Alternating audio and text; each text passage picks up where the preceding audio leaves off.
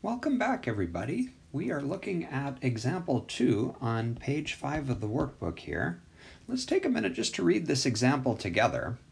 In the vicinity of an underwater lava flow, the temperature of the ocean is given by T equals F of D degrees Celsius, where D is the distance from the lava in meters. Okay, values of the function F are given in the table below, and we can see the table down here. Okay, so one of the interesting features of this problem is that we're not given a formula for this function, we're given a table of data, and tables of data, that's a very common form for functions to be given to you in science and engineering type of problems. Okay, and the first thing that they're asking us, if we look down at part A here, is to find f of 100 and explain our answer in the context of this problem. Okay, well, let's think for a minute about what this notation is saying. Okay, so if we look back up at our function, kind of up here near the top of the page, there are two variables involved, an input and an output. Okay, so the input variable is d, that's a distance, and what comes out of our function is a temperature. We're going to keep that in mind as we answer these questions. So looking back down at f of 100 here, that 100, that's a value of the input variable. It must be a distance. So asking you to find f of 100 is just asking you to substitute 100 meters in and ask what is the temperature that goes with that.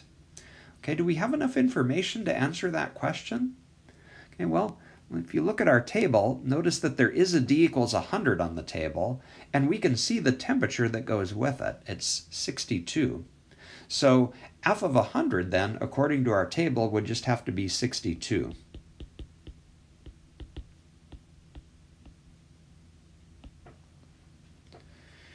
Okay, but there's a second part to this question.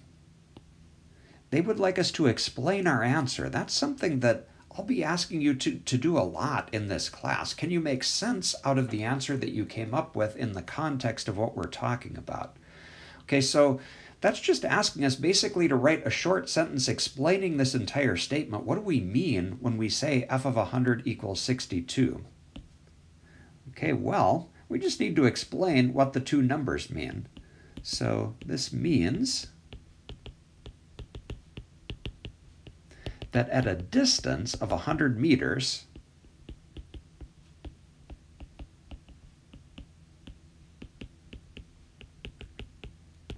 the temperature is 62 degrees Celsius.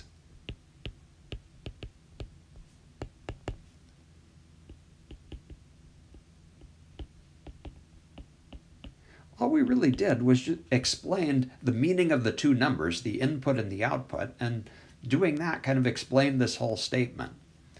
Okay, I think we've got a good answer for A there. What about B then?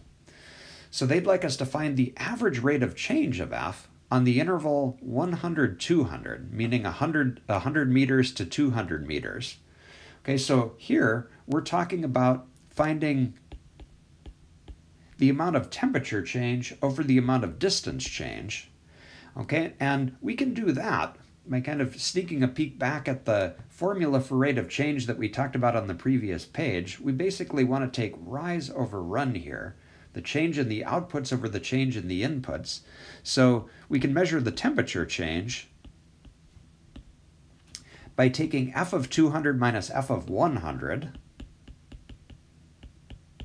and then dividing it by the amount of distance change. Okay, and f of 200, let's see, what number would that be in our table? Here's 200, so f of 200 is going to be 40. And f of 100, we already calculated in part A, that's 62. So 40 minus 62 is going to be our temperature change, over 200 minus 100 is 100.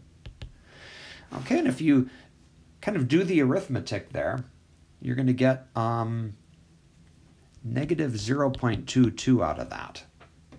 Okay, now a question for you. What would be the units on that number that we just calculated, that minus 0.22? Okay, well, you can always answer that question by thinking about the units that you started with here and here. So delta T is change in temperature, that's being measured in degrees Celsius, and delta D, that's change in distance, which is being measured in meters. So we should be getting units of degrees Celsius per meter if we look at it that way. Okay, so we found the average rate of change. Now we want to give an explanation for what does that mean. So how would you explain this to somebody? You wanted to explain what does that minus 0.22 really mean? You'd probably want to say something about how fast the temperature is changing. So we could say maybe something like this. Okay, the temperature is changing. We could even be a little bit more specific. It's decreasing because we got a negative number at an average rate of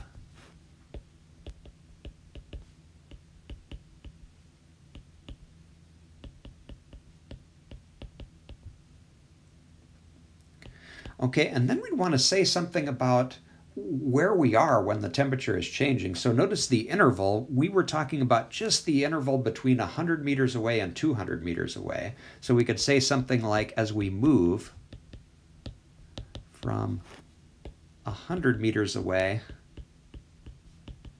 to 200 meters away from the lava flow.